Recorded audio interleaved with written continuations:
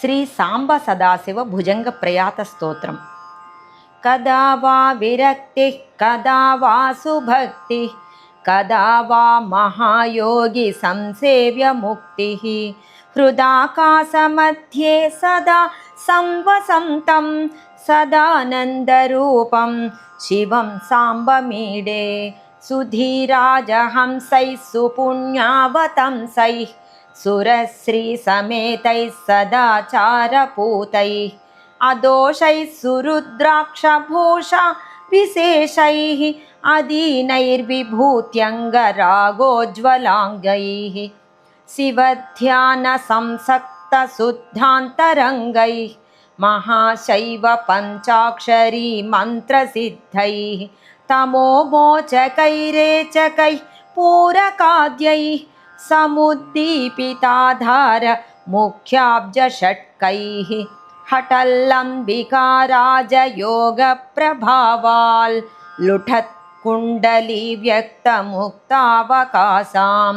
सहस्रारपद्मस्थितां सारवारां सुधामाधुरीं साधुरीत्या पिबद्भिः सदानन्दकन्दैर्महायोगिवृन्दैः सदा सेव्यमानं समुजृम्भमाणं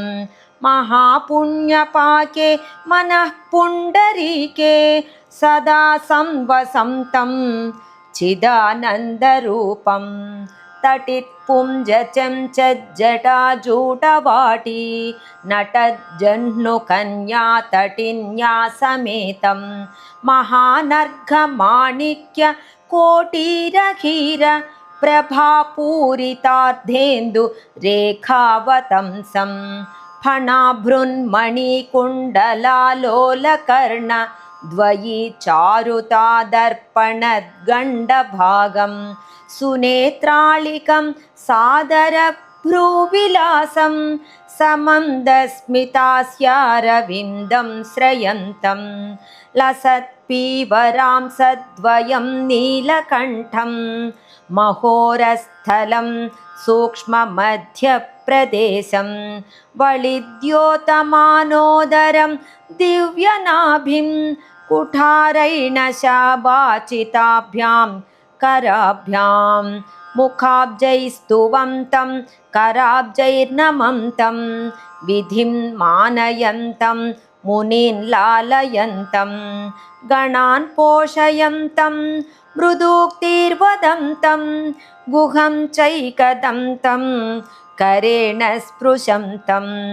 महादेवमन्तर्भजेऽहं भजेऽहं सदा पार्वतीशं भजेऽहं भजेऽहं सदानन्दरूपं भजेऽहं भजेऽहं चिदानन्दरूपं भजेऽहं भजेऽहं भुजङ्गप्रयातस्तवं साम्बमूर्तेरिमं ध्यानगम्यं तदेकाग्रचित्तः पठेद्यः सुभक्तः समर्थ कृतार्थः सदा तस्य साक्षात् प्रसन्नः शिवः स्यात् सदा तस्य साक्षात् प्रसन्नः शिवः स्यात् इति श्रीमदादिशङ्कराचार्य विरचित श्री सांब सदाशिव भुजङ्ग प्रयात स्तोत्रम्।